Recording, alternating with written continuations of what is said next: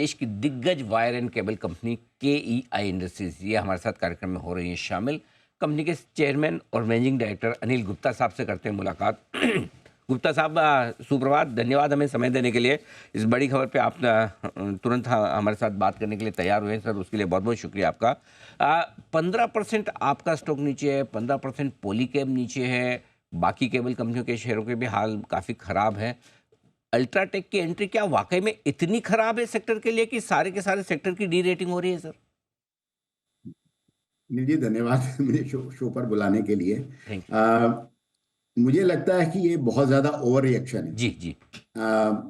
ये market size इतना बड़ा है और जिस तरह से हमारे देश की इकोनॉमी बढ़ रही है, हमारा इंडस्ट्री, रियल एस्टेट सेगमेंट और इकोनॉमी का ग्रोथ हो रहा है, एक नए प्लेयर के आने से एक कितना इम्पैक्ट आ सकता है किसी हमारे बिजनेस पर।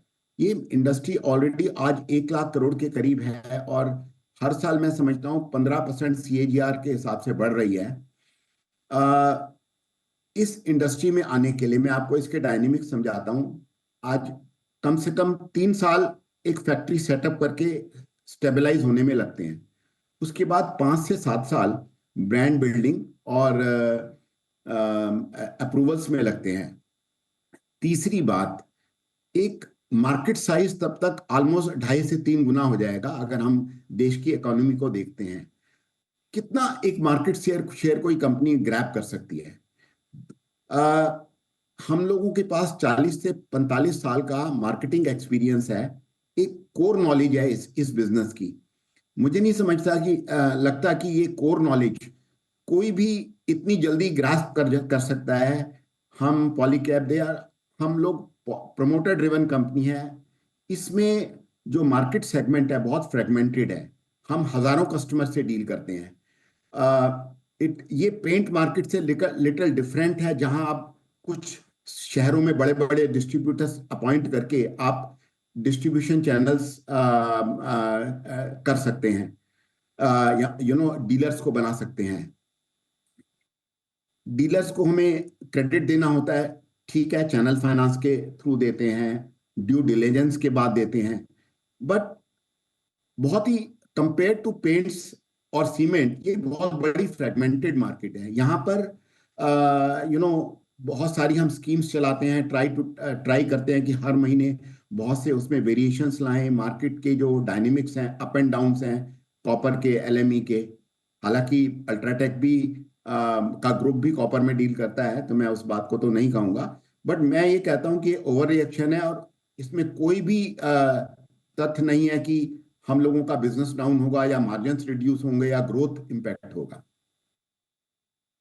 ठीक है, लेकिन अब ये चीज बताइए कि फिर जो डर है लोगों को कि चलो मार्केट शेयर तो वो ज़्यादा नहीं ले पाएंगे, बाजार भी ग्रो कर रहा है, लेकिन प्राइस डिस्ट्रक्शन, मतलब वो कोई भी नया प्लेयर आता है ना, तो उसको बिजनेस जमाने के लिए मतलब हिट तो लेनी है। उनको तो पता है कि 2-3 साल हम प्रॉफिट नहीं बनाएंगे तो चलेगा, हमें कोई सवाल नहीं पूछेगा।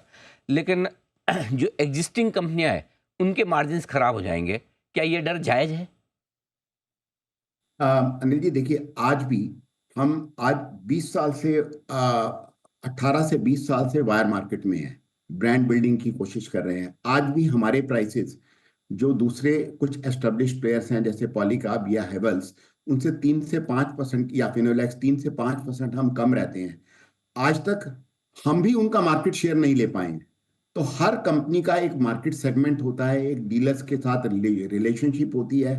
आज एक ही डीलर 5 ब्रांड को लेकर तो माल नहीं बेचेगा, चाहे वो सस्ता हो या महंगा हो। उस डीलर के डेडिकेटेड कस्टमर्स होते हैं, वो उनके ऊपर विश्वास करते हैं, एक ब्रांड पर विश्वास करते हैं।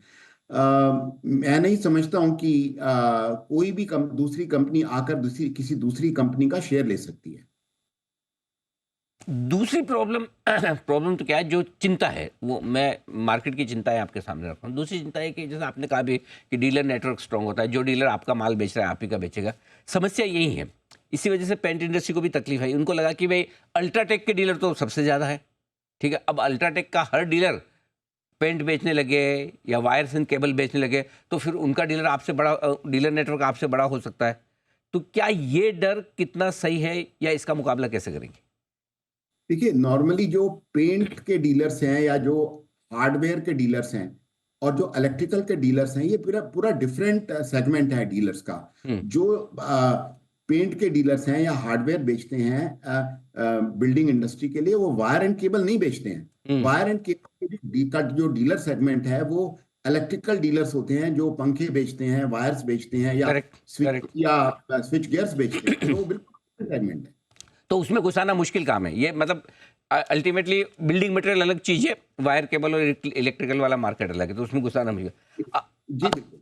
अच्छा सर, 1800 करोड़ अल्ट्राटेक डालने की बात कर रहा है। क्या 1800 करोड़ आपकी इंडस्ट्री में इन्वेस्टमेंट के लिहाज से सिग्निफिकेंट अमाउंट बड़ा है क्या? ऐसा है, 1800 करोड़ तो हम 2024-25 और 25-26 की जो फाइनेंशियल ईयर्स हैं, उन्हीं में हम अपना कैपेक्स कर रहे हैं 1800 करोड़ रुपए। जबकि इससे पहले भी हमारा जो इससे ज्यादा कैपेक्स कैपेक्स हो चुका है। ऑलरेडी हमारी 10,500 11,000 करोड़ की आई मीन कैपेसिटी है, आई मीन केबल बनाने और वायर बनाने की वैल्यू टर्म्स में। और हम इसको 1800 करोड़ इन्वेस्ट करके हम सिर्फ 6,000 करोड़ के करीब बढ़ा पाएंगे।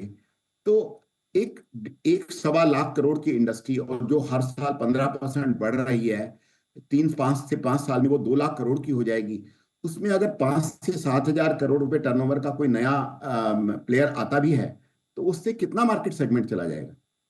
आई थिंक ये अनफाउंडेड है, ओवर रिएक्शन। जी, जी। गुप्ता साहब, एक और चीज़ समझो, 2027 में जब भी प्रोडक्शन शुरू करे, बेचना शुरू करे अल्ट्राटेक, मान लो, कितने साल लगेंगे अल्ट्राटेक को प्रॉफिट में आने में? कोई भी नया प्लेयर आकर आपकी इंडस्ट्री में आता है और अपना काम शुरू करता है, और वो भी आप जैसे दिग्गज हैं, पॉलीकैब है, केआई है, हेवल्स हैं, आरआर काबिल, बहुत सारी फिनोलेक्स वगैरह हैं ही हैं, इतने पुराने प्लेयर्स हैं। प्रॉफिट बनाने में कितना टाइम लगेगा उन्हें?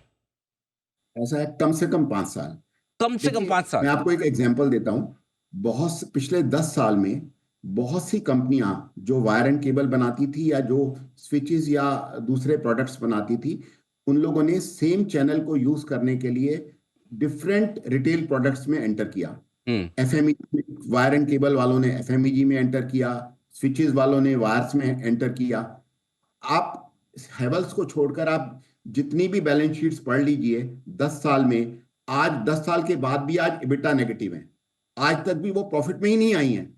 और मार्केट शेयर कितना है? 2%, 1%।